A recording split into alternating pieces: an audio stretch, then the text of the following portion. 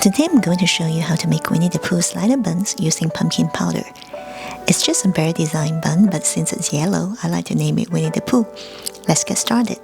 Here are the ingredients.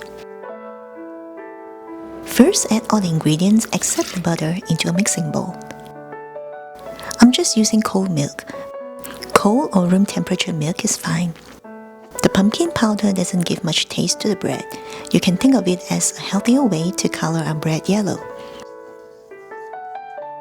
Attach the dough hook attachment and mix this on low, on number 1, until everything is incorporated. Once everything is mixed well, turn this on medium-high speed and mix for about 10 minutes. I'm using speed number 6. The maximum speed of my mixer is 10.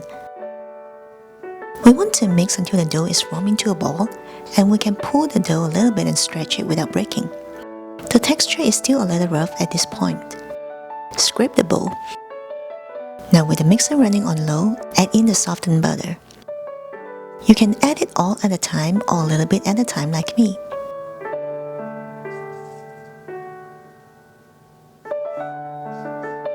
Once all butter is added and is mixed with the dough, turn the speed back to medium-high and mix for another 10 minutes.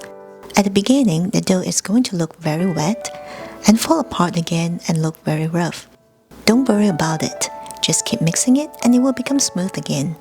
We want to mix this until we can stretch the dough to form a thin film without breaking. If your dough is extremely sticky, then it's probably too wet.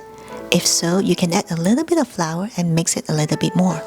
If after 6 or 7 minutes in, your dough is still falling apart and not sticking together yet, then it's probably too dry.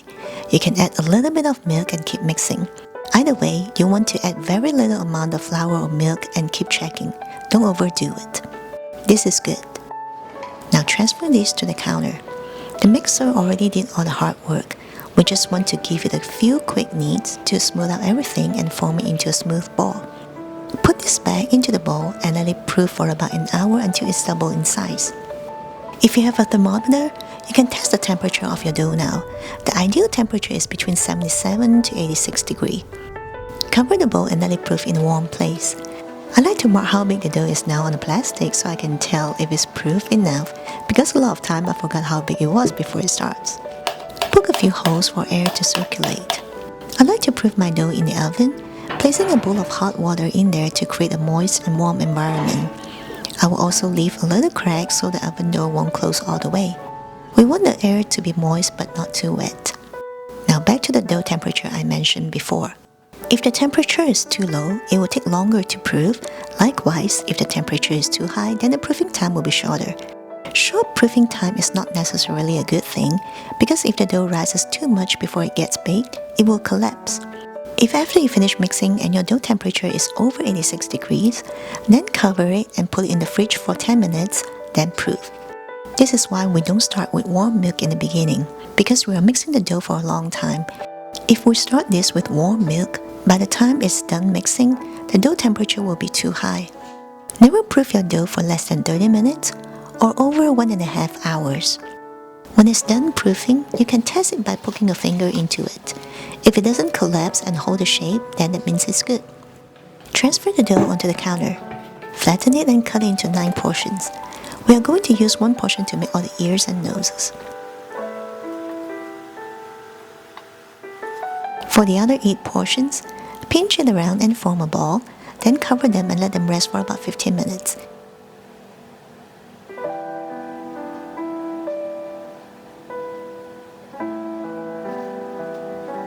Meanwhile, we'll make the ears and noses. Press the dough as we stretch it to carry off the air in there. Cut out a small portion and we'll color it black later. We will need 24 portions for the ears and noses. I'm using powdered food color, but you can also use gel or water-based food color. Form each one into a ball and let them rest.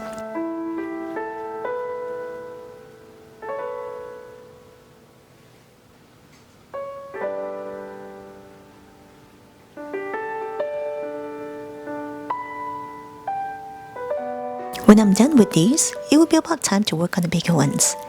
We'll roll and fold it for a few times to get rid of all the air bubbles trapped inside the dough. This will give us a better bread texture and a smoother surface. When done rolling, gather the sides, then roll it to form a nice ball shape.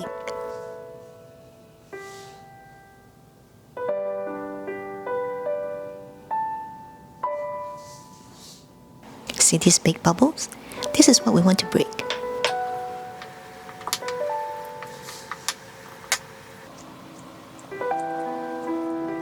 When done, cover them and let them proof again for another 45 minutes to an hour. The second proof may or may not double in size, but it's okay. We want it to get at least 50% bigger, then it will be good. When it's about time, we'll get the eyes, noses, and eyebrows ready. Now take the dough out, brush it with just a little bit of milk. Then stick the ears, nose, eyes, and eyebrows onto it. It may seem like I'm sticking them extremely close to each other because they are going to expand when they bake. If I stick the ears too close to the edge, it may fall off in the oven. I'm also preheating an oven at this point as I'm working on them. I'm going to bake 4 at a time because my oven actually has a hot spot. The last time when I baked 8 at the same time, 2 of them gets way too brown, so I'm not going to do that again. We are not going to brush the buns with egg wash because I want the yellow color to show more clearly. That's why I'm a little picky with how they are baked. If I'm baking normal buns with no designs or without specific color needs, then I will just bake them all at the same time. Bake the bread in the lower rack so they don't get brown too much. The ears and noses are going to get brown anyway. I'm just trying to not let them brown too much too quickly. If you want perfectly yellow color ears and noses, you could bake them separately in another pan. Take them out after 5 to 7 minutes. Then when the buns are done and cool, you can stick the ears and noses on there with some melted marshmallow or melted chocolate. I'm lazy, so I do all the work prior and just bake them all at the same time. And this is it. Super cute. Kids usually love this, and adults too. The buns are tasty by themselves. You can just use them as dinner rolls. And of course, using them as slider buns is always a good idea. Thanks so much for watching.